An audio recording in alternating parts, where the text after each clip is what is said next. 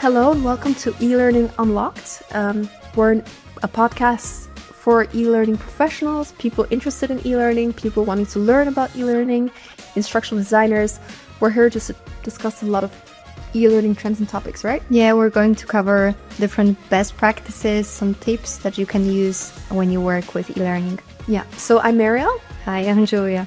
And today we're going to talk about how experienced professionals, millennials, Gen Z all learn differently. So it's really about something, we deal constantly ourselves as well, creating e-learning for teams that are made up of very different generations. Definitely, let's say we have a variety of people that we work with as well internally. So from seasoned team members to new grads, people basically learn differently, right? So if you compare a new joiner that it's really a Gen Z with the seasoned employee that's been with a company for like 10 years, then you definitely experience a different approach towards e-learning, right? Yeah, exactly. And I think it's just really key that everyone feels like supported, everyone feels seen, and that somehow the e-learning is successful for all these different groups of people, right? That's, I guess, what we're here to achieve. Yeah, exactly. So now we're going to dive deep into those, let's say, 3 different categories in a way, and what's, let's say, the best approach to really, address all the needs. I'm actually excited about this, so let's get started. So let's start with the people that are like really the experienced professionals. We can also call them sometimes the mentors.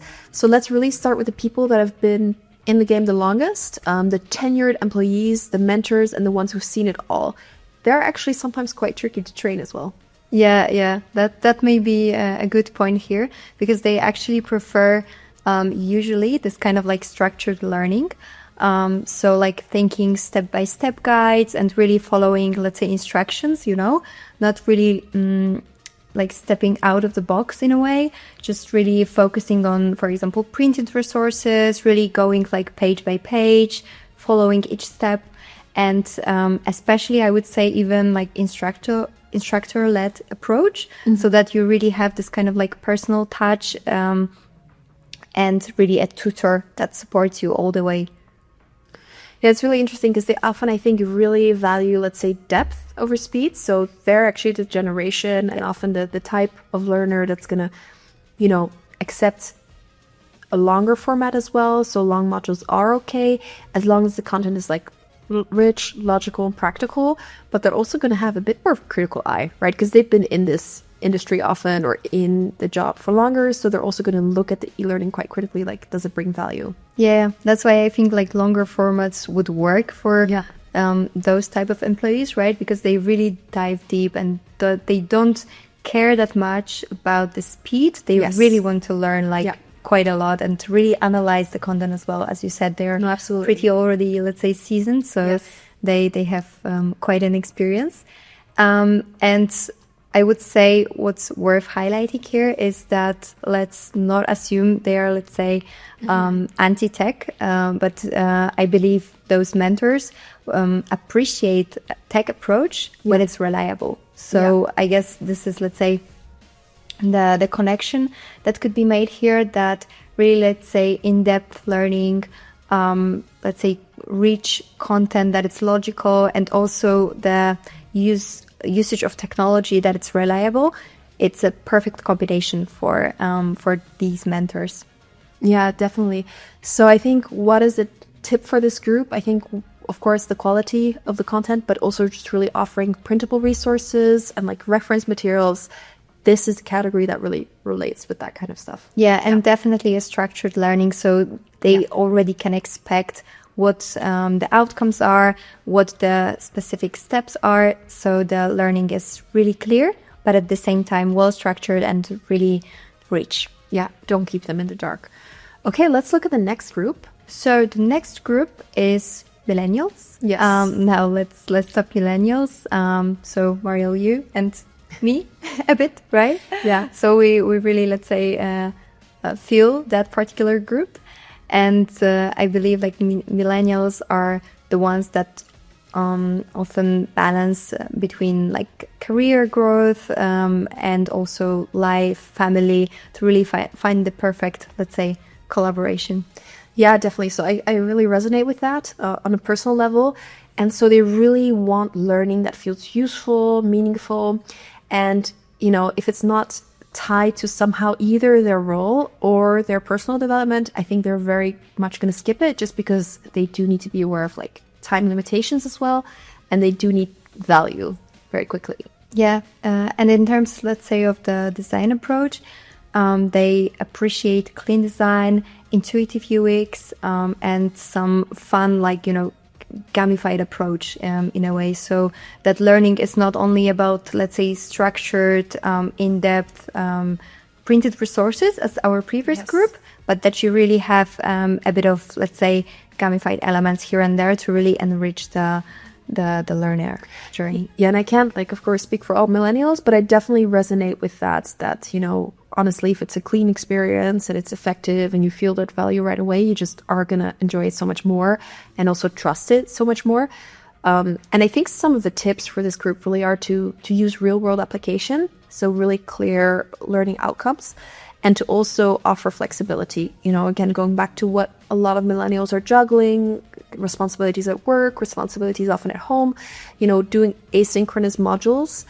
This is something that they can do then anytime. This really is awesome to then allow that with their schedule as well, right? Yeah, definitely. And I think the last, let's say, tip for this particular group is to really consider short format with interactive elements. Yeah. So that it's really, let's say, informative, but also interactive and engaging at the same time.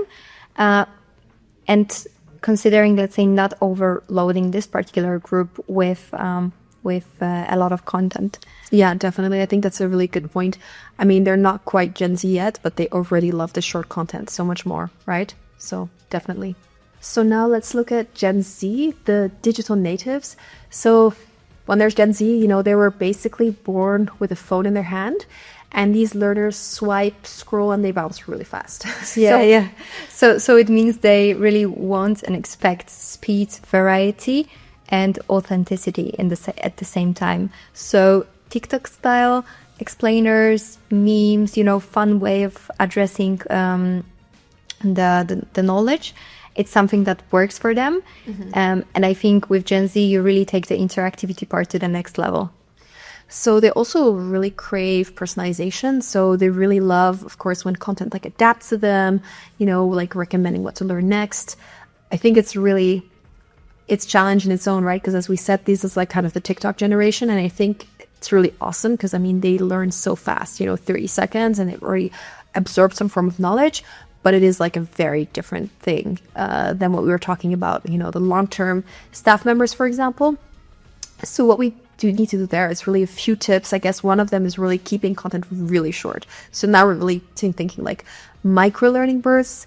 I would even go as far as saying sometimes nano learning. So, you know, micro learning was like, oh, let's do nuggets of like 1-2 minutes. But now we're really at like nano learning level where you're like, you know, 20 seconds, 30 seconds videos, you know? Yeah, it might be a challenge, but it's the reality indeed that it would be a great tip for addressing e-learning to this particular group.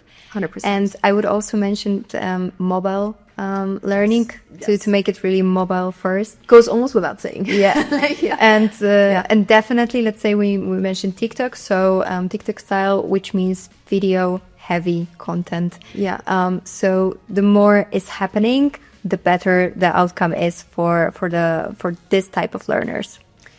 And I guess one more thing is really using like humor and storytelling and also interactive tools like polls or sliders. And I think that just all goes back to, you know, TikTok and Instagram stories. There's such good like storytelling in there that just really hooks you. And I think they have kind of almost like programmed a little bit this generation to also expect that in other areas of their life. So I think that really like looking a little bit at TikTok and understanding the behavior on there, I think can be really interesting for understanding this group as well. So yeah, in conclusion though, how do we design for everyone, right? Because like what we just looked at is like 3 pretty different generations. The workforce today is like very, very mixed in terms of values, in terms of approach, in terms of technology use, expectations. What's the secret? I would say the secret is don't design for one group. So maybe it's not of a huge secret, but indeed it's really that you need to address the let's say the learning process, the learning creation process with flexibility in mind, right? So really not consider your learners as one single group, because even though, for example, I may be like a Gen Z with numbers, I really feel a millennial. So if you were to look at, let's say, the numbers, then you would be like, okay, she's like Gen Z, right? But you really need to think of like people as, let's say, an individual, but at the same time really addressing them globally. Maybe I can be Gen Z then. We can test it. But yeah, that's really key, like offering people choices. I mean, you know, we were saying that like, so elder people in the workforce or people that are more like mature or have been there for longer, more experience, they love handouts that they can print out, but that's something you can offer as an add-on, right? So Gen Z is going to skip over that and not need that. And they're going to look at like the little videos and shorts. And some other people are going to like really read through that handout. So offering them the choice, like text, audio, handouts, videos, and of course, asking feedback. I think feedback is really key here, because we can think that we're doing an amazing job, but you know, how did it actually resonate with the community, right? Was it well received? That's the question. Yeah, definitely. So the variety point is really crucial here. But also, I would love to mention that digital part. So let's not assume, let's say, the more experienced long-term employees are less digital than the newcomers, Gen Z employees. Just really try to balance that, because if Gen Z really goes for, let's say, quick speed of learning, it doesn't really mean they don't want context, right? So you need to, let's say, provide both. So yeah, I guess like finding a right balance between those three groups. Definitely. It's all about the nuance. You know, it's not about the exact age, whether someone's a boomer, millennial, Gen Z, or otherwise. It's really about what they prefer and giving those a bit of variety, a bit those choices, and looking at what resonates. So yeah, these were actually just, let's say, some of the tips and overview on those groups. But in general, really focus on your employees, on your colleagues, and really try to adapt to them. Try to know them a bit better, know their approach. You can use, let's say, this podcast as a reference, but in the end, it's really, let's say, about your environment and your colleagues around you, your students.